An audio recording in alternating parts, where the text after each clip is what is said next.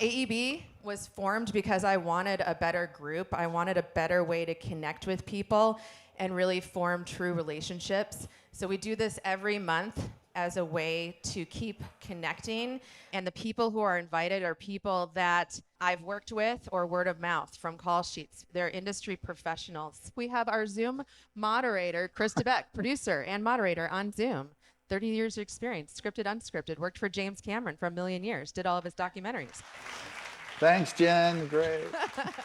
We have a guest speaker who I have known for a very long time. The guy is so smart, it makes me want to go back to school for a lot more years. I mean, he works with people like the White House. Okay. So our guest speaker, he is a well-known computer hacker, but for the greater good. I mean, if you're in tech, you know of our guest speaker. He's an executive entrepreneur and the host of the RSnake show, which he will tell you more about. And he is going to tell us where we are going in the entertainment business with AI, the future of our jobs, IP, ChatGPT, if you don't know what that is, you will. Script writing, what jobs are going to be has-beens, what jobs do we need to focus on, all that good stuff. So welcome, Robert.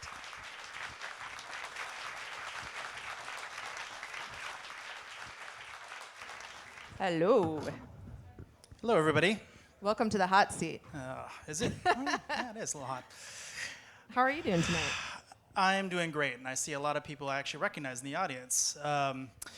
One thing I feel is worth mentioning before we start, I'm actually your friend. It may not sound like it. It might sound like I'm saying a lot of terrible things today.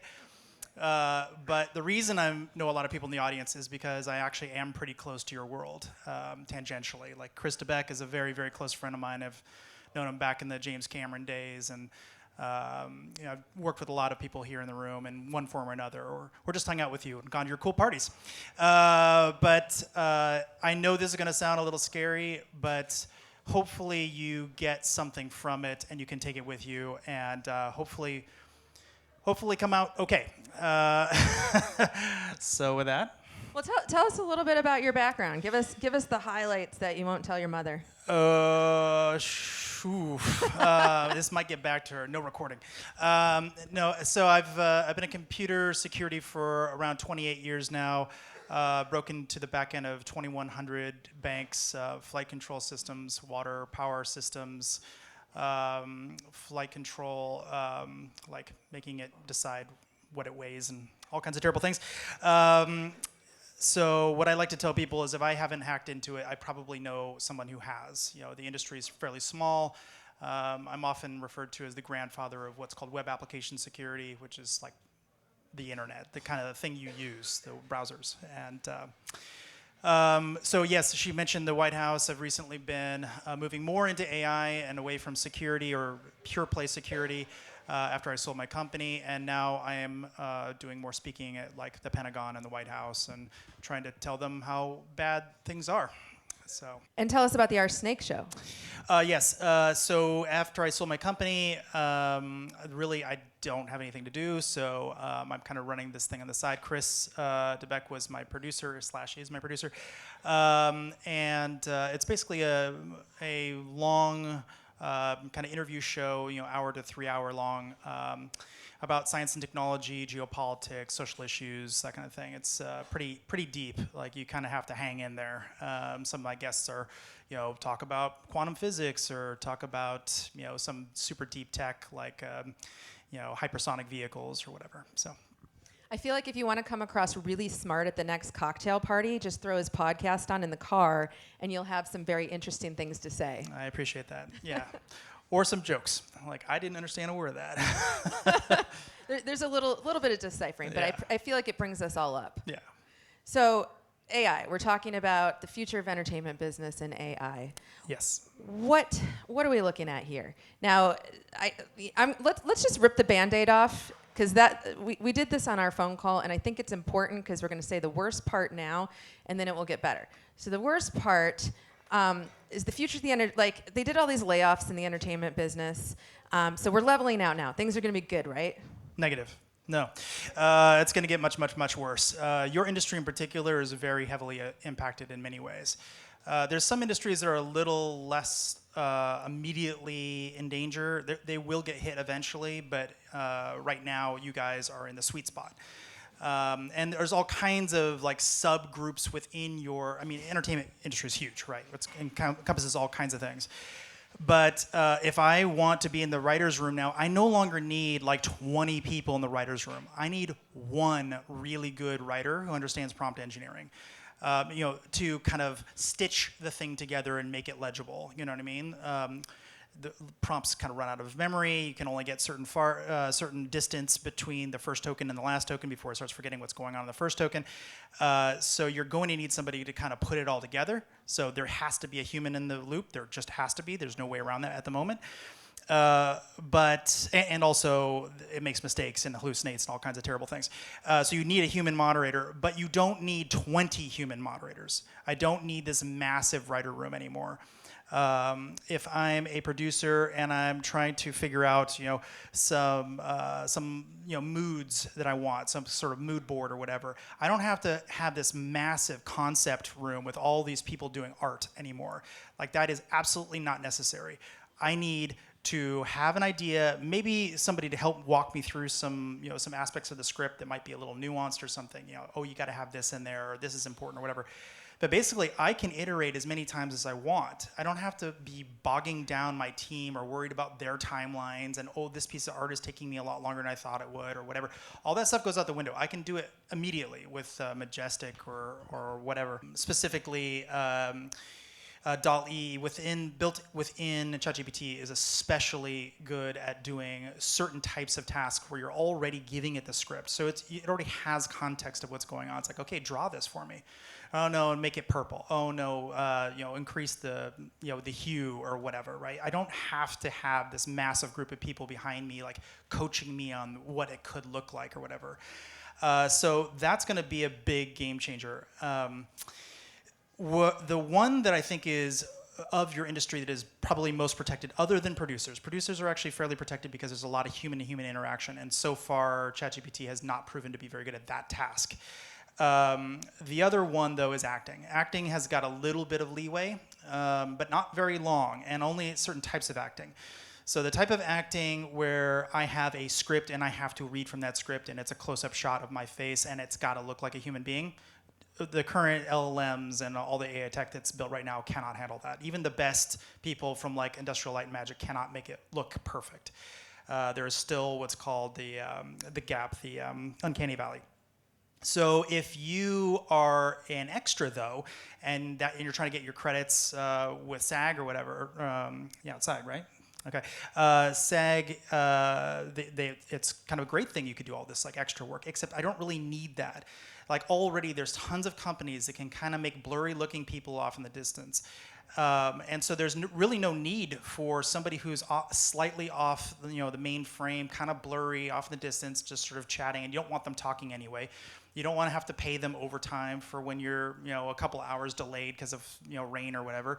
You don't have to worry about them showing up on time or wearing the right outfits or striking or all the things that go along with that. And it's a lot cheaper ultimately in the long run for all kinds of reasons. So that is going away. If you're hanging your hat on getting a whole bunch of, acting credits being extra, I would seriously rethink that. That's very dangerous. But as I said, actual reading from a script with a camera pointing right at your face, if it's not animated, you're safe temporarily. It is my opinion that too will go away for a wide variety of reasons. Producers are looking at the budgets and they're like, well, you can have an actor who's, an amazing actor, A-lister, doing everything right, 20 years in the industry, and they walk up on stage and slap the crap out of a comedian out of nowhere. You cannot guess that that's going to happen. Everything is telling you this is not going to happen, and yet it happens. So from an insurance perspective, from just understanding what your risk mitigation and getting this thing to market in a way that is very likely to produce money, I need to reduce all of that. I need to get rid of all the actors. I mean, No offense, but I know we're all shitty people. Actors in particular are shitty people. They take drugs, they have sex with the wrong people, they do all kinds of terrible things. They're going to say the wrong thing on camera, and sometimes they're going to go slap a comedian for no reason. So we cannot de-risk that problem. It's just not possible. So the only way to do it is to completely get rid of them and move towards fully digitalized people. Chris and I have kind of an ongoing debate about this, about how long it's going to take. I don't think it's probably more than 5 to 10 years, though. So you do have some time, but I wouldn't be like, this is my future career if that's what you're hanging your hat on. I think there will still always be, obviously, people who want to do it and will just, have their community projects or whatever. But the big budget films, I think, will see that this is too risky. What if, there's certain actors that just draw a big audience, though, and what if you're like, okay, Tom Cruise, too expensive. Can we alter him a certain percentage? Like, what are your thoughts about, where that's going to go? Yeah, well, that's what all digital amalgamations of all large language models and all generative AI is. It's just, pulling from lots and lots, a corpus of data and morphing it in some way. So it's not terribly, and even if it isn't Tom Cruise, it'll look like somebody else on the planet because people don't look, they're not that divergent. People aren't that different looking on the mean. And so you will find somebody on the street in, whatever, in Monaco, and you're like, hey, that looks just like that super famous digital actor. It's not that person, but it's the amalgamation of that person. So, so I think this is probably worth talking about IP. Because IP, in my opinion, IP and generative AI are not things that can coexist particularly easily. And so let's say you're a large production house and you have, a couple of scripts or whatever that are just, gangbusters, like Harry Potter or something, right? Everybody knows what this is. It's part of part of the culture of the United States or the world even. It's books written about it, fan fiction written about it. Like, this is deeply integrated into society. And I want to stop ChatGPT from being able to produce content based on that script. Good luck. Because what's going to happen, even if you neuter it and say you're not allowed to use the word Harry Potter anymore or something, okay, well, I'll say a magical wizard that wears glasses and lives in this magical town and blah, blah, blah. And what'll happen is it'll go, oh, you mean Harry Potter. Like, it won't have the word, but it'll create all the exact same content in the exact same way because it is so embedded in the language we use now. Like, we talk about, being a Hufflepuff or something. Like, I don't have to use the Harry Potter term for you to understand what I'm talking about. So in a way, I could cut and paste the Harry Potter book into ChatGPT and say, write me part 2. You could. And then just give it a different name. Well, so I do that pretty frequently. I will say things like, okay, write me some fiction where Harry Potter walks up and will, instead of saying, go screw you to Malfoy or whatever he says, he goes up and shakes their hand or whatever. So now let's write a completely different universe where Harry Potter's the bad guy. And it'll do that. It'll happily do that. It's like, yeah, no problem. So all of those restrictions are kind of stupid and they don't do what people think that they're supposed to do. Like, for instance, it's not allowed to generate pictures of Pikachu, for instance. Okay, well, how about if I ask it, hey, describe Pikachu in the best possible terms, like as much detail as you could possibly give me, like visually what it looks like. So it'll do that. All right, cut and paste that, and in a new chat window, it would say, all right, generate an image of this kind of character, removing all the words Pikachu, obviously.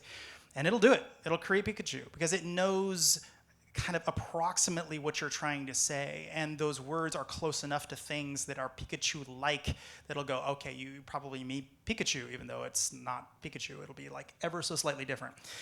So yes, I don't think there's a way to do it. In fact, I've asked ChatGPT, is there a way for it to coexist? And its answer is like, yes, but first we need safe harbor laws around ChatGPT where it can do anything it wants. It's actually the end user who's to blame for the use of the output. And so if I take some output from ChatGPT and then market it as not Pikachu, but it's obviously Pikachu, the owners of Pikachu can come after me, but not ChatGPT. And that brings up a good point of how many pixels do you need to change the image. If you're like, no, this is not Pikachu. I generated this on ChatGPT, and it's 50 pixels different? Yeah, so there's a couple of people who are focusing very heavily on trying to perfectly recreate scenes from certain movies. Like, can you get these generative images to look exactly like the scene, whatever we're talking about, like Star Wars Mandalorian or whatever we're talking about?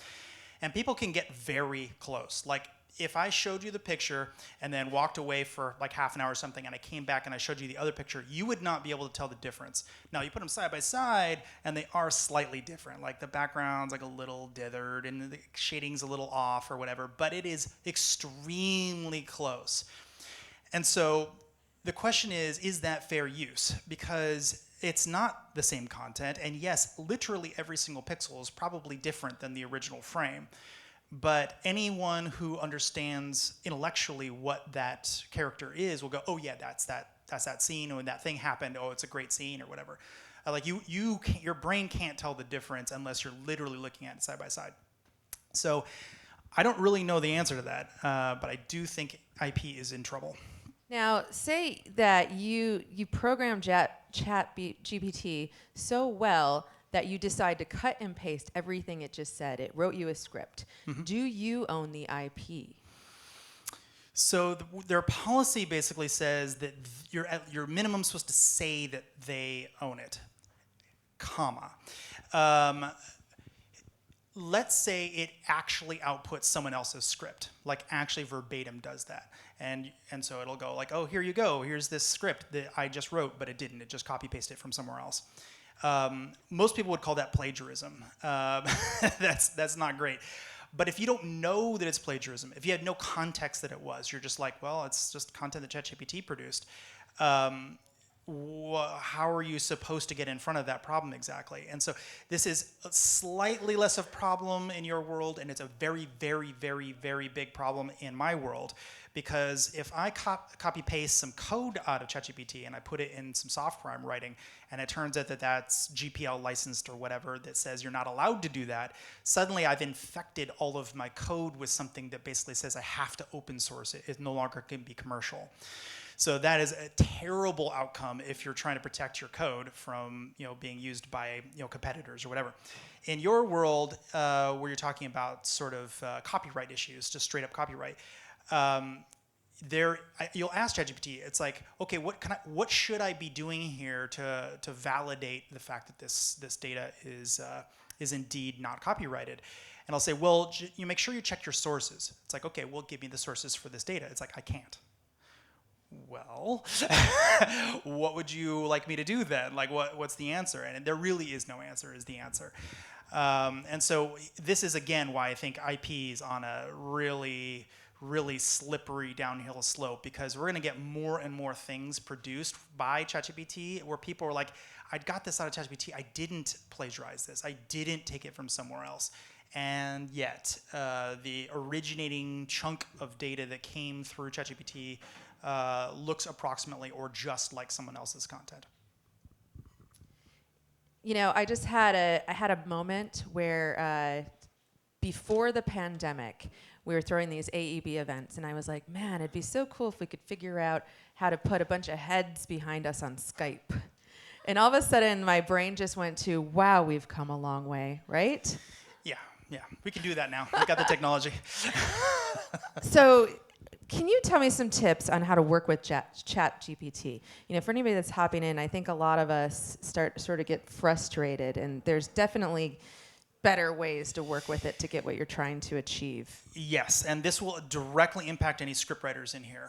Okay, so if you are in the process of trying to write a script that has things like sex in it, or has suicide, or drugs, or any kind of like making of bombs or terrorism or anything like that, it is going to be very difficult to get it to even read that script, let alone to actually create a script that has that data in it. So there's going to be a big chunk where you kind of have to say, okay, I'm going to have to write the part where he wires up the bomb here, because ChatGPT is not going to do that part for you.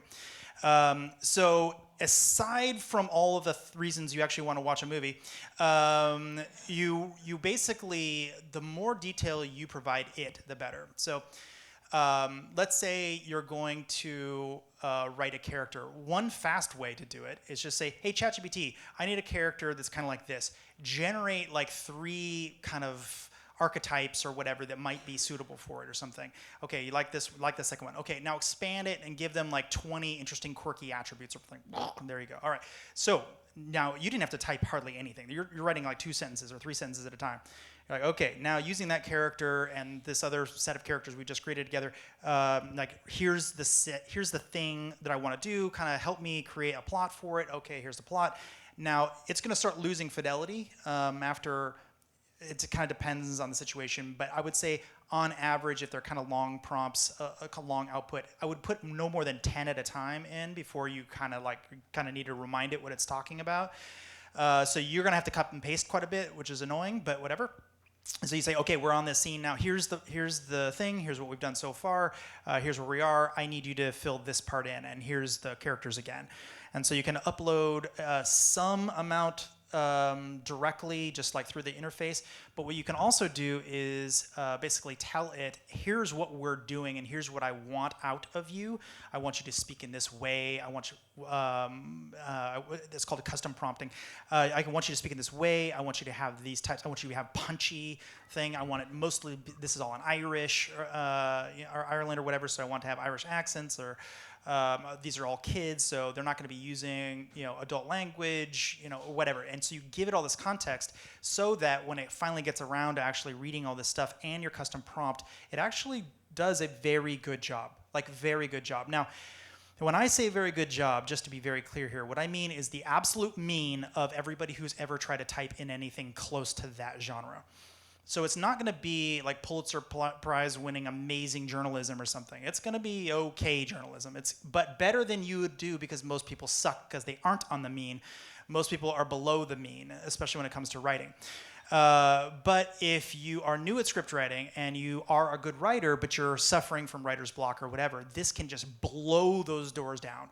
You can just get all that stuff done like immediately. Like in literally hours, you could write an entire script if you felt like it. I once spent a week trying to find out what the fastest hummingbird was. I called every hummingbird expert around the world, found out Guinness World Records was wrong. But I spent a week doing this. Mm-hmm. Now with ChatGPT, I could have just brought that up. Or it could lie to you, but it'll lie convincingly, which is interesting. You're like, yeah, it is 100 miles an hour. Like, yeah, that's right. So it might just pull up Guinness. Because if it doesn't exist on or it the might internet. absolutely hallucinate. Hallucinations are a weird thing, and it's kind of probably too long to get into here. But there's like 3 different causes for hallucinations where it might produce data that is absolutely, totally wrong, like completely wrong. And I'm not talking about it read the wrong fact on the internet and it's replaying that fact. I mean, just out of nowhere, just completely strange, not at all what it should be doing. That's what it's done for me so far because I haven't really learned how to talk to it yet. So it'll say something really weird to me. I'm like, no, that's not what I want. Right. So you can kind of get around this by using ChatGPT. So for instance, I say like write a contract, and it's terrible at writing contracts. So it writes this contract, it's really bad. I'm like, okay, tell me everything that's wrong with this contract. It's like, oh, well, here's all the things wrong with it. I'm like, great, fix it. So it'll go fix the contract. I'm like, it's like, why did you write a broken contract? You know what I mean? So you can leverage it against itself, which is a sloppy way to do what's called System 1 or System 2 thinking. System 1 is like, oh my God, there's a bird in the bush, or the bush is moving or something, and you freak out and almost fall over backwards. System 1 thinking. It saves you because that could have been a tiger. System 2 thinking goes, we're in Austin, there's no tigers, I probably don't need to freak out. It's probably a homeless person at worst or a bird at best. I probably can just relax, you know what I mean? Like I'll step away from it until I realize, oh yeah, it's a bird, fine. That's the problem with ChatGPT is it's all System 1 thinking. It's just blurting out answers confidently as if it's the truth. However, you really need that System 2 overhead. That's why you have to have an editor on top of ChatGPT. So you talked about ChatGPT's censorship, but does this work in our benefit for bringing back humans to the writing room? For at least those chunks, absolutely. Or unless your entire script is about that, then yeah. But it's not very good at reading scripts either, because if it runs across one of those, it'll start, and you're like, oh, tell me, like, paraphrase what's happening there. It's like, I'm not allowed to talk about suicides. Like, if you're seeking professional, like, I'll help you get in touch with the National Suicide Hotline. I'm like, what? This is a script.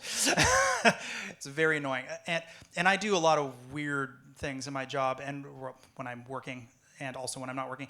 And so one of the companies I was working with was trying to stop mass shootings, and so finding a corpus of engrams, or a series of words, that contain something like I'm about to go shoot up a school, or I'm about to blow up, or they'll rue the day, or whatever, all these engrams. Like, I'm like, okay, can you produce these for me? It's like, absolutely not. Like, I know you're in trouble. Please don't kill yourself. I'm like, what? So this, I mean, at least for now, this could work in the benefit of the horror film industry, because there is a lot of stuff that ChatGPT might censor in those movies, and yes, maybe some action-packed movies. When I say a lot, it's really just those critical moments that I'm talking about. Like, as long as you just say, like, ... like, they die and then move on, and you don't, like, go into the gory details in that section, it'll be fine. But if you need it to be articulate about a very terrible thing, if you're trying to get it to, like, describe eating someone's brains or something, it's like, whoa, I'm not gonna do that. Or, like, here's how to get someone high on fentanyl or whatever. I'm like, nope, I'm not gonna do that. Breaking Bad would have been a tough one, for instance. Okay, because we're in the room and we're here on Zoom, we're going to be the first ones to find out how the hell to keep our jobs. How do we keep our jobs? What do we need to do to merge into this, like, it's us against ChatGPT, but everybody's going to win because they heard from Robert today, right? Sort of. So you're going to lose your job, but you will get another job that is different, that is using ChatGPT. And so not everybody is going to have to do this immediately. Like, if you're a gaffer or something, you're probably fine. Until robots figure out how to ro- sling cords. Robots will be a problem. And you're all laughing, but that's absolutely true. And so, but for now, you're all fine. Because robots suck. They're all terrible. We have so many good promo bites, by the way. Yeah, I'm like editing you as we go here. Well, they suck because they're usually quite strong, and they don't actually know what humans are. Like, people talk about Asimov's rules. Those things do not exist within robots. It's all bullshit. They don't know what a human is. A Roomba will run right over you. Like, it has no idea what a human is. Yes, so you will have a job, but your job will have to take advantage of this thing that's coming. It's coming very fast, and the faster you get on board with it, the faster people around you will go, oh, you're the person who knows about that thing, and they'll start relying on you to be the center of mass of this thing. Like, you have to take control. You have to start using this thing in your day-to-day job. And now you're going to ask, how do you do that? Well, what you do is go to ChatGPT, and you say, here's what my life is like. Here's how I wake up. I do this. Here's my job. Here's my job function. Here's how I work. Blah, blah, blah, blah, blah. Give it all the detail, as much as you can. Like, write like 20 paragraphs, right? Like, give a pretty good bio. And then at the end, you say, okay, tell me which part of these, this can be done by me and only me, which can be outsourced to other people, like a maid or a lawn care person or something, and which part can be done by AI. And if you do that, very quickly it'll say, okay, all this stuff, I can handle all this. And right there is where you should be focusing your energy to figure out if you can automate that part out of your life. Suddenly, you're going to have a lot more time on your hands, and you're going to become an expert very quickly in something that matters to you. But I probably also recommend looking outside of the industry and tangential industries, because there's a lot of other industries that are going to need help, and especially from creative types. But this is why I invite other fearful. industry leaders to the entertainment business events, because we really need to be crossing with each other. Other industries are realizing they need people like us, creatives, to help them. They need to get messages out more organically and more digestible. One thumb up. All right. So Everyone else is like picturing, like, I'm everyone's gonna have to just hang staring myself at me. tonight. They're Yeah. like they're so sad right now. Hold on, we've got more good news. Just don't ask ChatGPT how to hang yourself. It won't work. So let's just paint the picture of, I don't know, like, let's say 15 years ago when the person emerged that was the predator and shooter. You're like producer, editor, and you shoot. Oh my God. Like now I'm never going to get just a producing job. Like now I have to shoot and edit and all that. And those everyone things. thinks that if you say that, you probably don't have a real job. And it's like, oh, I'm a writer and an actor and blah, blah, blah. And blah. No, you're not. You're none of those things. But in this case, you actually can be literally all of those things. I mean, if it's not a super big budget, where you just have a lot of logistical issues like shipping equipment around or whatever, or special effects, yeah, you can do pretty much everything yourself these days. It's pretty easy. So basically, we all need to be thinking, how can I be a director that does my own storyboards, that does my own writing, because I work with ChatGPT. I mean, if we're talking low budget stuff, like this is the way we should be thinking. Absolutely. And what'll end up happening is, yes, I'm talking about low budget right this second. It'll very quickly mature into larger budgets, very quickly. So if you're already familiar and you're already working there, the bigger budgets are going to I don't have to train you up on how to use all this stuff. Like you're already on the curve. So they'll want the expert on mood boards, like, Right. hey, we'll give you extra money because you've been doing mood boards as a director. Right, and you have software and how to do that, and you're like, oh, I don't know anything about software. Yes, but ChatGPT can teach you how to build the software, and it can build it for you.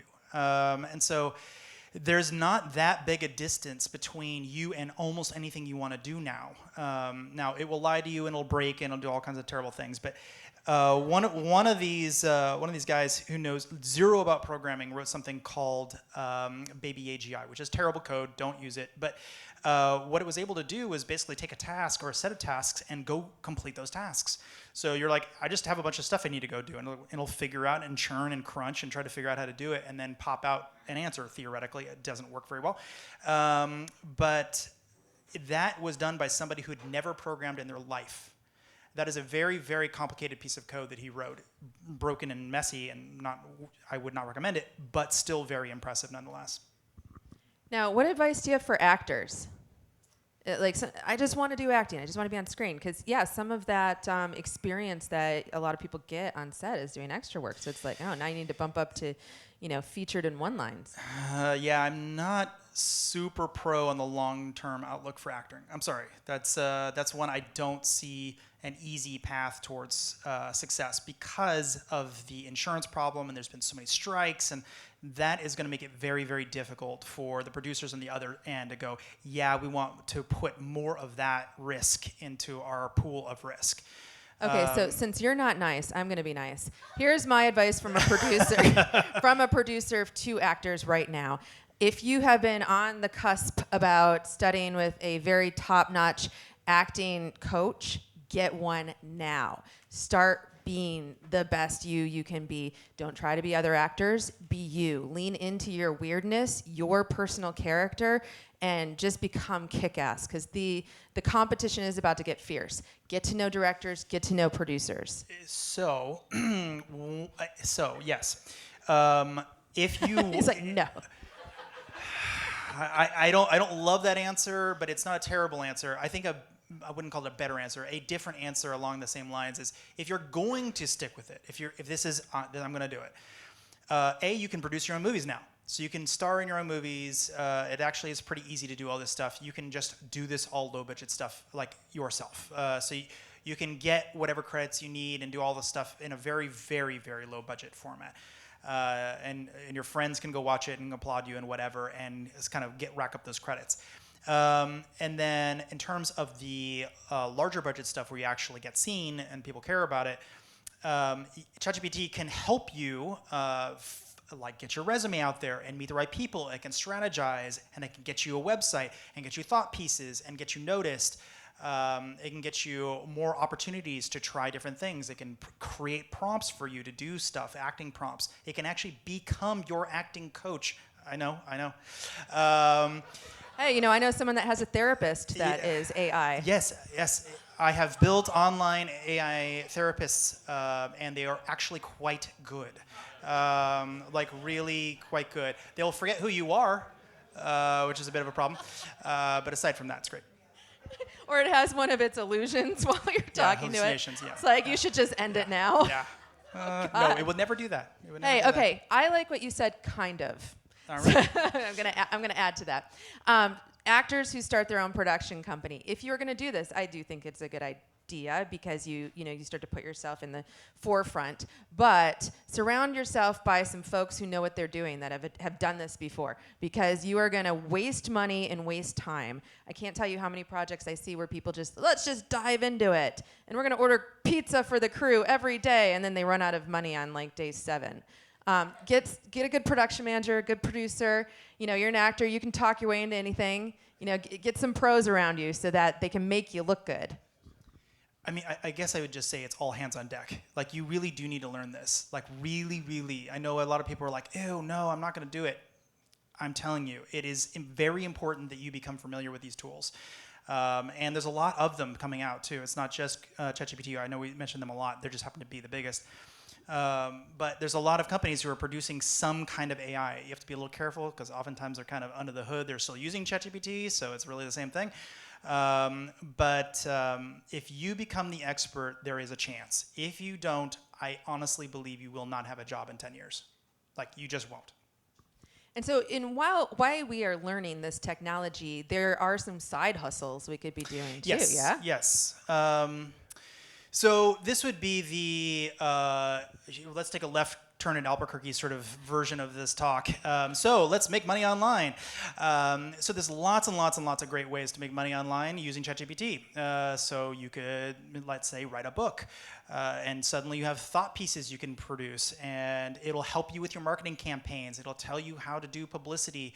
It'll tell you who you should meet or how to go meet them, which parties you should try to get yourself into. I mean, it can run your entire sort of marketing campaign strategy at a high level anyway.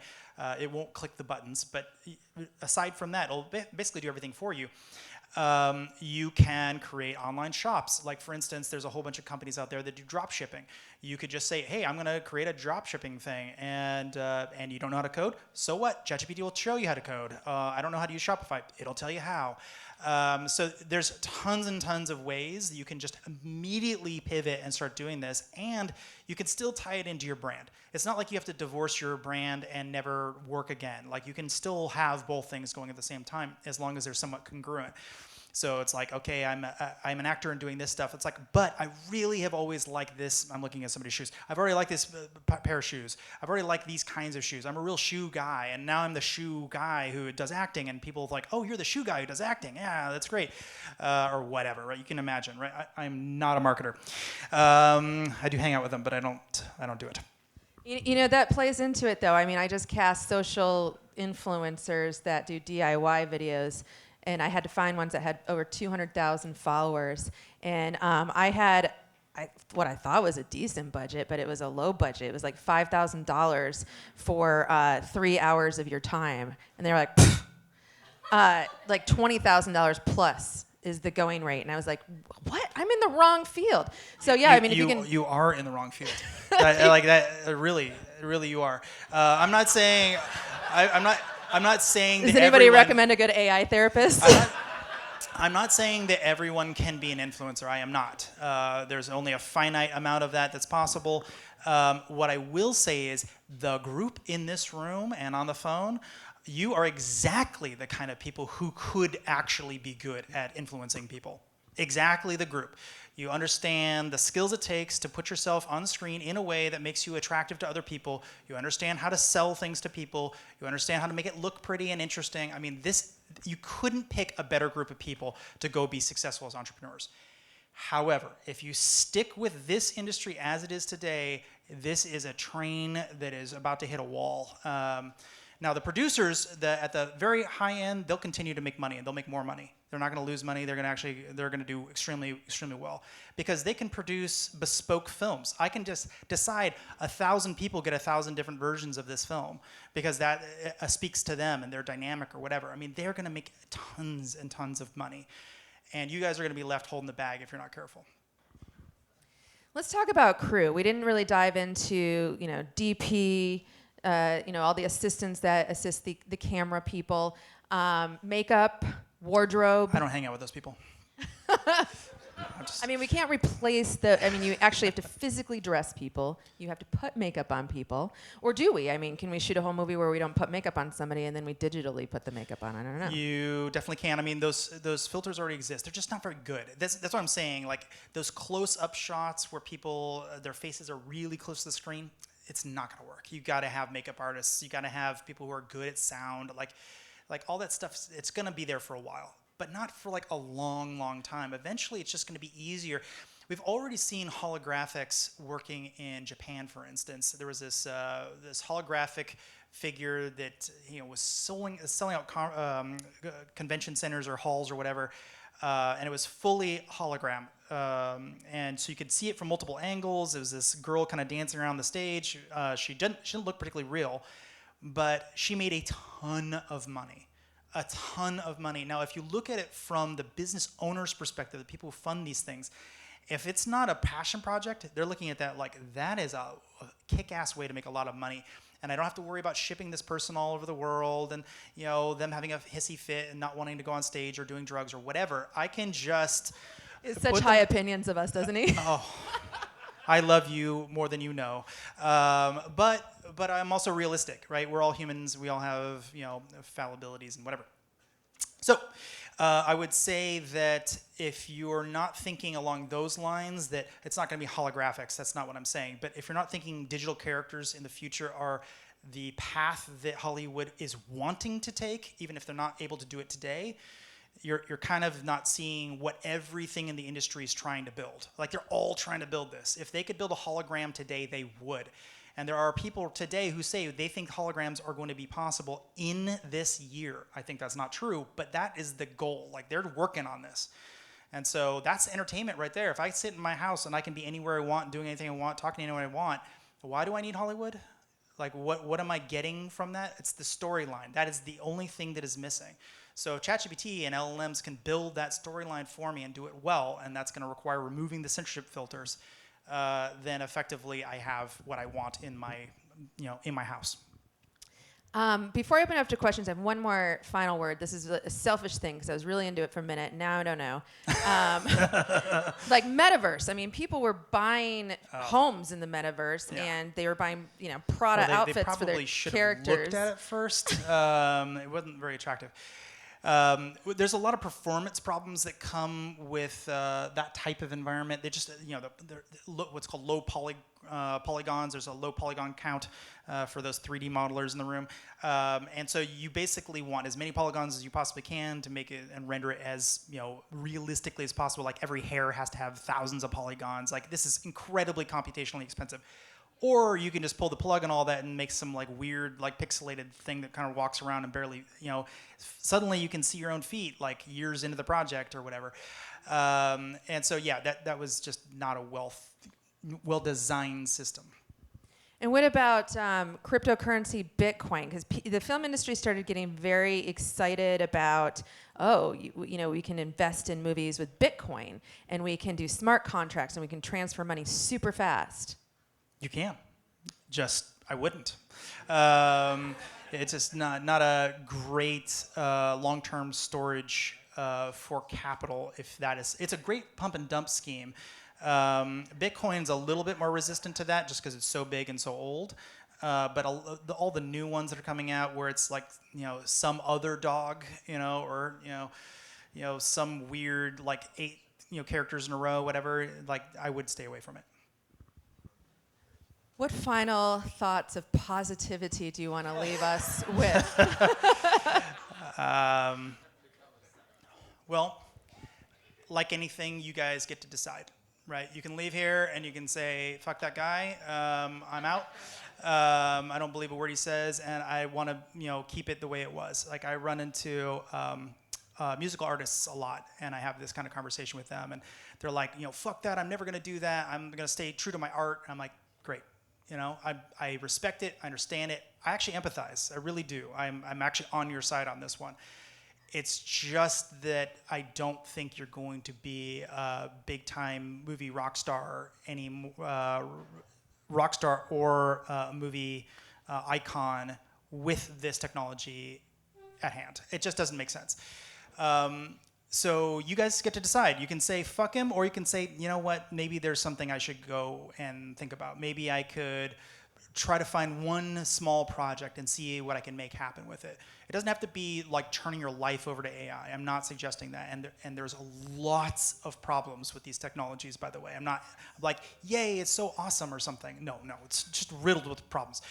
But they are still extremely valuable, and everyone around you is using them. So if you aren't using them and you refuse to use them, people will go, okay, well, you belong with the horse and buggy. You're a different breed, old time. And I'm not saying there's not value in doing things in 35 millimeter. I'm not saying that. I'm just saying there's not a lot of 35 millimeter around for a reason. There's a lot of very important reasons why that technology doesn't make it anymore. It's still around. You can still find it. There's some people who love it. Probably more people love it than don't love it, but you don't see it. And there's a reason for it. That technology is old. It's dead. We've got to move on. So this is your chance right now. If you haven't already gotten on the train, I really recommend spending some time. Just set aside a couple hours. Just play with it. Try it out. See what you can do with it. I think you will be very happy you did. I feel like the quote that I pulled for tonight is a good follow-up to that. It's from Pablo Picasso. I'd like to live like a poor man, only with lots of money. Thank you so much for joining us. My pleasure. Thanks for having me.